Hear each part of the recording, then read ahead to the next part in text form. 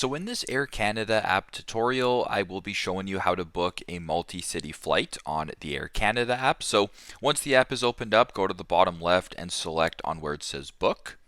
Once you're here at the top, it says book. There's round trip, one way, and multi-city. Go ahead and make sure that multi-city is selected. Now, once you're here, you can go ahead and choose your multiple city flights. So, for example, if your first flight, let's just say, is from Vancouver and you're going to Toronto, let's just say you're going on the first and you're coming back the third, or let's just say you're going to the first like this.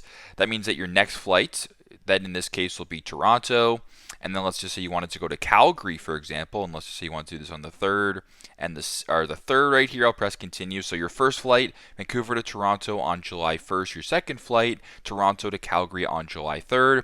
Once that is all set for you guys, you can select the amount of passengers that are going. You can then also select the cabin that you want to sit in, and you can go ahead and use some Aeroplan points or promotion code if you want. But if this looks good, go to the bottom and press search multi-city.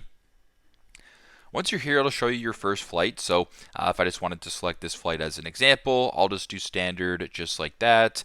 I will then select my second flight. I'll do standard just like that. And then I will go ahead and unfortunately too much time has passed from initial search. We'll just go ahead and retry the search right here. Sorry, my apologies here. It may be the flight just filled up or whatever. So we'll go ahead and do this one, standard, continue, this one, standard, continue. And there you go. You're on this screen right here. So as you can tell, your flights are here. So you can go ahead and just scroll down, do what you got to do and book it that way. But that's how you guys can book a multi-city flight here on the Air Canada app. Thanks again for watching. I hope this helps.